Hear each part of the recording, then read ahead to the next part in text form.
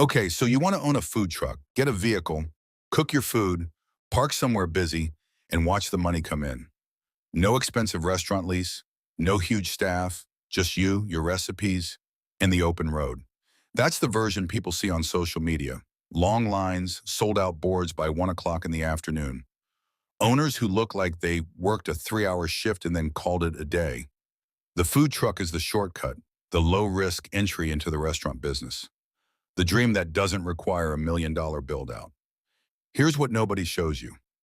The owner you're watching worked from 6 o'clock in the morning. They were at a commercial kitchen 2 hours before the truck opened, prepping food they'll never get paid directly for. They're going to spend tonight cleaning a vehicle that the health department will inspect again next month. And at the end of a good month, a genuinely good month, they might take home somewhere between $3,000 and $7,000 before taxes. That's the real version. And understanding why it looks so different from the social media version is worth your time, especially if you're thinking about doing this yourself.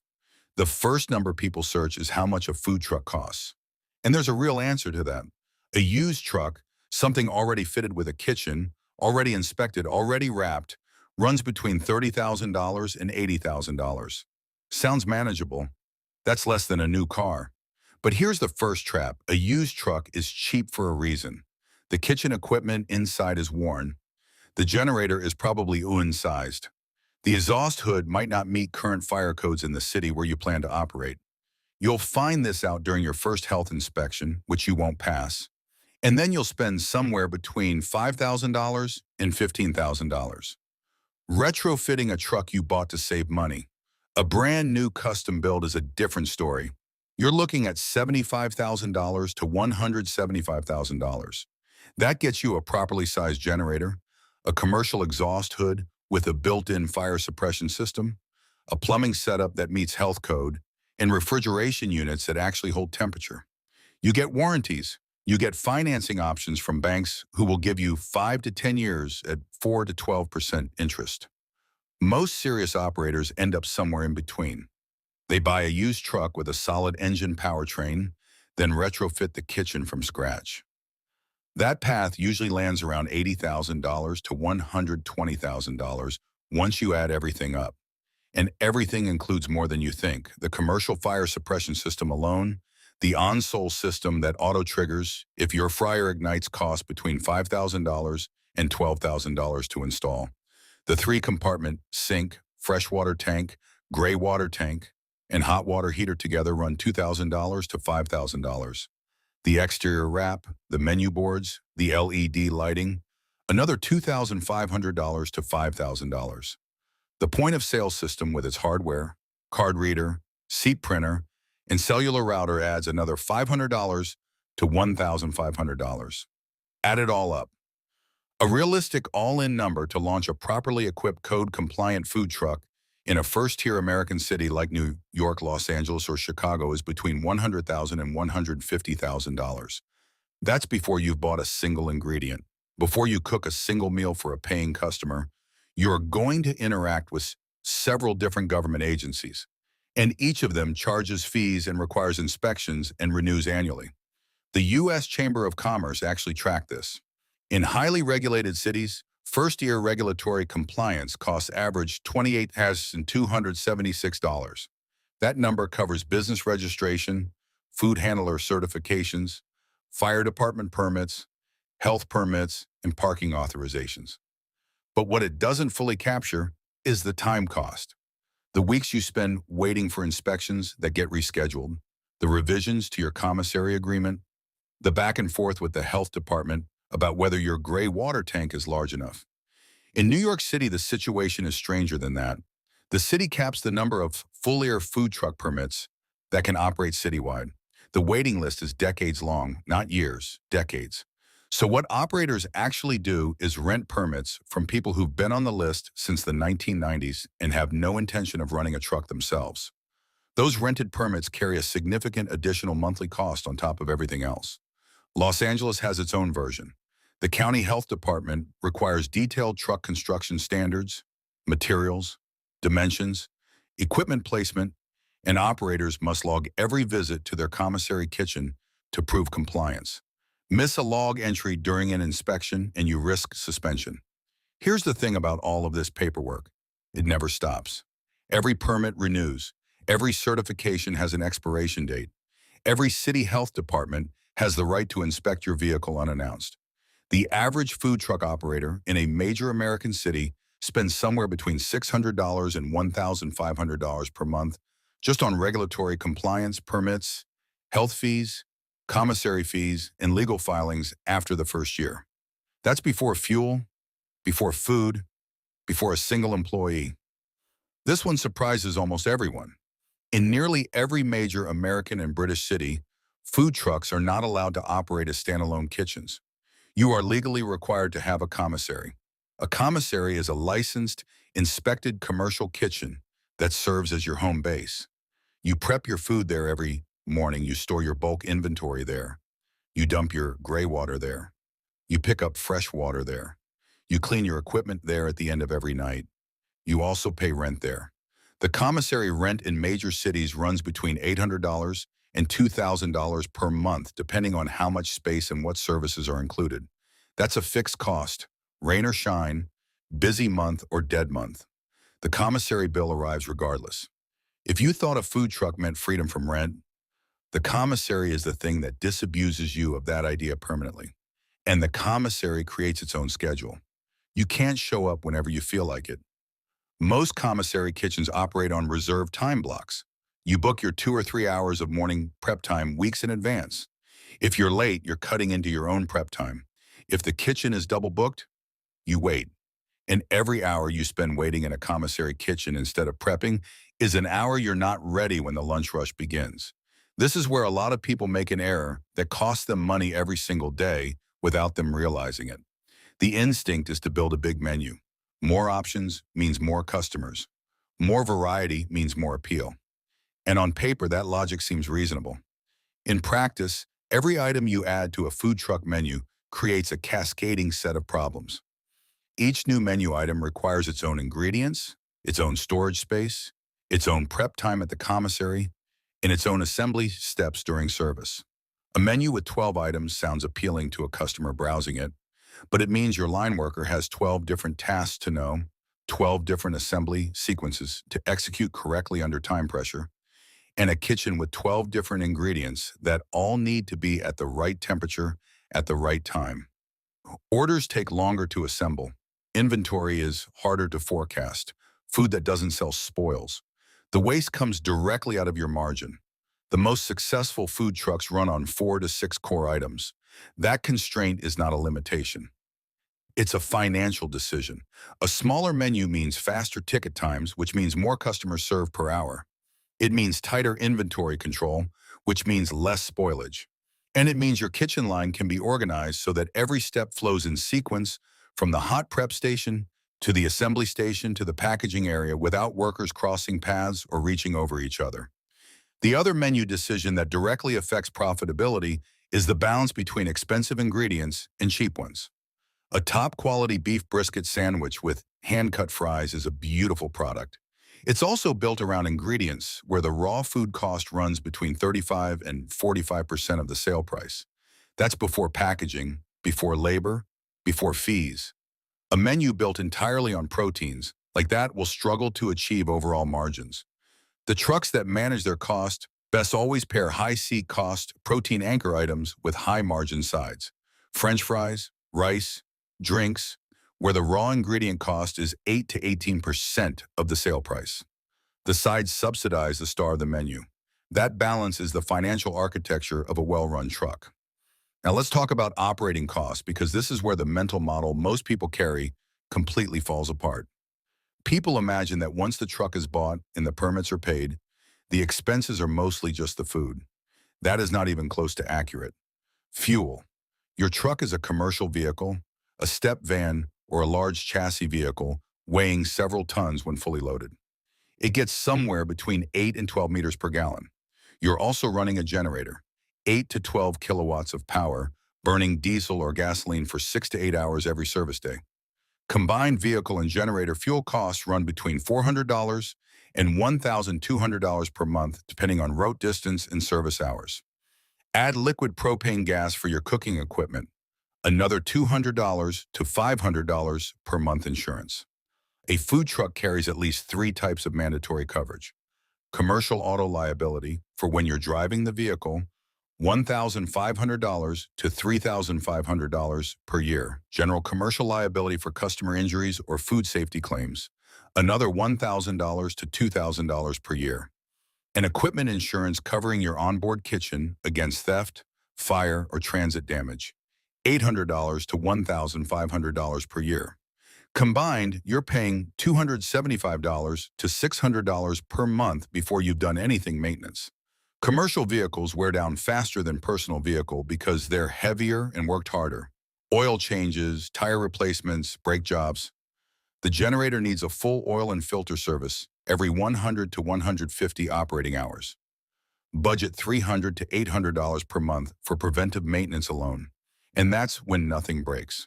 When something breaks, a transmission, a generator, alternator, a refrigeration compressor, you're looking at $3,000 to $7,000 out of pocket in a single week. That's not a projection. That's a documented repair cost range that eliminates week of profit in one event, point of sale subscriptions, cellular data plans, inventory tracking software, another $150 to $350 per month. Now add it all together.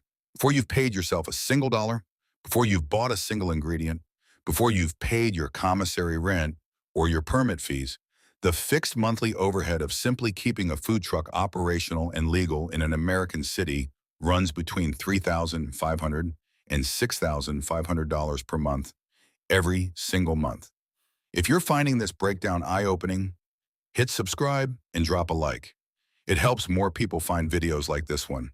Let's get very precise about what actually happens when a customer pays you $14 for a meal, because this is the number that matters more than any other $14.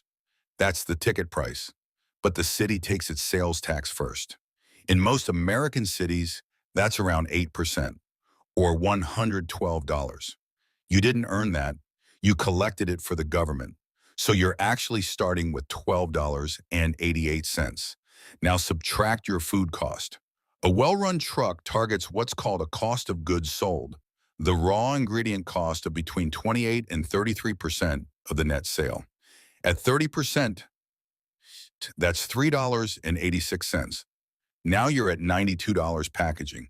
The box, the blank, the napkins, the sauce cups, the plastic fork, that's another $60 to $70 per order. Now $8.32 card processing fees. Square Toast Clover, they all charge roughly 2.9% plus 10 per transaction. On a $14 ticket, that's $47, $7.85 left, and then labor. Even if you're cooking it yourself, every hour you spend on the truck has a cost. That's time you're not spending on anything else. If you have an employee at $18 an hour, the actual fully burdened cost, once you factor in employer payroll taxes and workers' compensation, is closer to $22 per hour. Spread across the orders that employee helps fulfill in a shift, the labor allocation per order runs between $2 and $2.50. What's left around $5.35 per ticket. That's your contribution margin. That's what's left to pay every single one of your fixed monthly costs. If your monthly overhead is $5,000, and we just established it's at least that, you need to sell 935 meals every single month just to break even. That's before you've taken a dollar home. That's 31 meals every single operating day, 6 days a week. Margin is not wide. Every inefficiency in that number compounds into a real problem over time. Here's why the operational details matter so much. A food truck in an urban setting doesn't earn its money evenly across the day. In downtown office districts, near universities, or in business parks, somewhere between 60 and 70% of daily street revenue happens in a 90-minute window, roughly 11:45 in the morning to 1:15 in the afternoon. That window is your entire business day.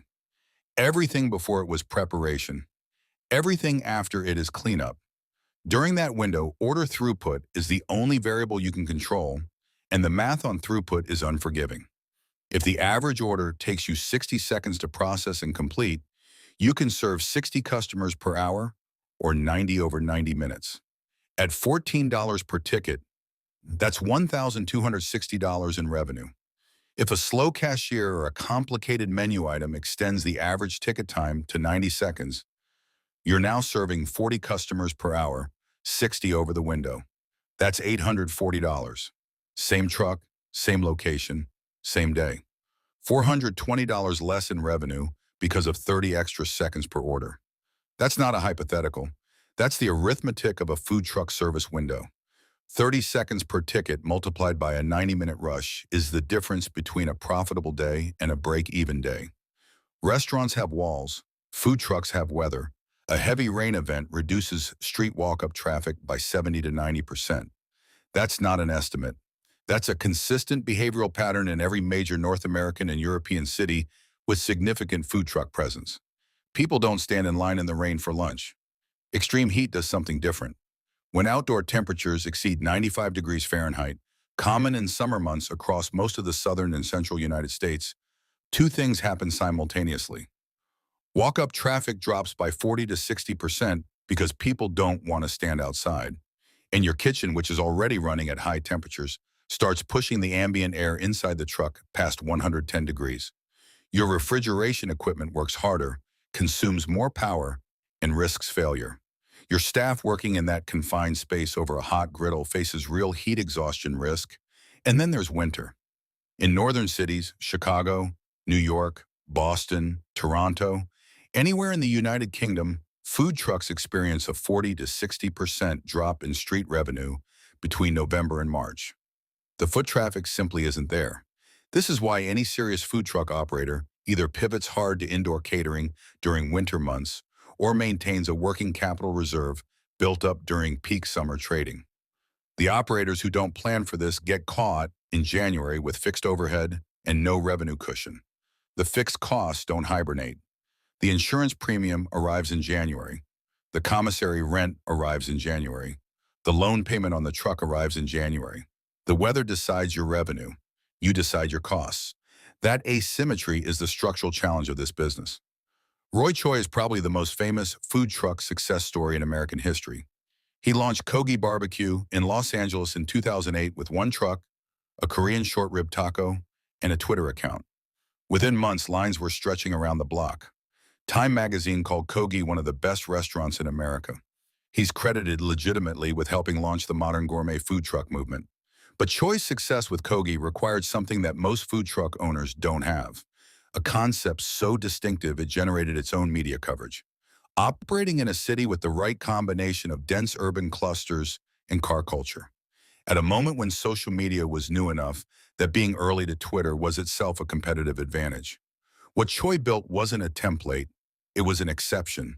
And even then, the expansion into more trucks, restaurants, a hotel concept required years of reinvested capital, strategic partnerships, and a level of operational discipline that most individual operators simply cannot sustain alone. The more instructive story might be the thousands of operators who came after Kogi, inspired by the vision of lines around the block, who discovered that in their city, on their street, on a Tuesday in October with 40% cloud cover and a competing truck parked 2 blocks away, the line never materialized. Not because their food was bad, because the arithmetic of the business doesn't guarantee traffic. It only processes it efficiently when traffic arrives on its own. At some point, a successful food truck operator starts thinking about the next truck. Double the trucks, double the revenue. The logic seems clean. It isn't. A single truck owner-operator controls every variable. They cook the food. They drive the vehicle. They handle the money. They know exactly what's happening every minute of every service. When you add a second truck, you need a manager for one of them. A good shift manager in a first-tier city earns between $15 and $22 per hour. You need someone to manage inventory across 2 vehicles. You need a commissary setup that can accommodate double the prep volume. You need to coordinate 2 separate parking locations and 2 separate permit authorizations in whatever neighborhoods you're targeting. The gross revenue doubles. The management complexity does not double. It multiplies. And management complexity, when it isn't handled correctly, translates directly into inconsistent food quality. which translates directly into lost repeat customers, which translates directly into declining revenue. While your fixed costs have increased, the food truck operators who successfully scale almost universally do so through a different model. They use the truck not as the end goal, but as the proof of concept. They validate the menu, build the customer base, and then pivot into a commissary kitchen that supplies multiple catering contracts, a brick-and-mortar restaurant that generates consistent daily revenue regardless of weather, a packaged product that sells in retail stores. The truck was the testing ground, not the destination. There's one more revenue channel that sounds like the answer to every problem the street creates, and it's worth being honest about events. Festivals, concerts, sporting events, the kind of crowds that make a $100 street day look embarrassing. A major music festival in an American city can generate $5,000 to $20,000 in gross revenue in a single weekend. That number is real. What's also real is the fee structure around it. Large events charge vendors a combination of a flat entry fee, anywhere from $500 to $3,000, and a revenue share. That revenue share is typically 15 to 30% of your gross sales. On a $10,000 event weekend, with a 20% revenue share, you owe $2,000 to the event organizer before you've accounted for a single other cost. And then there's the inventory risk. Events require you to purchase assemble.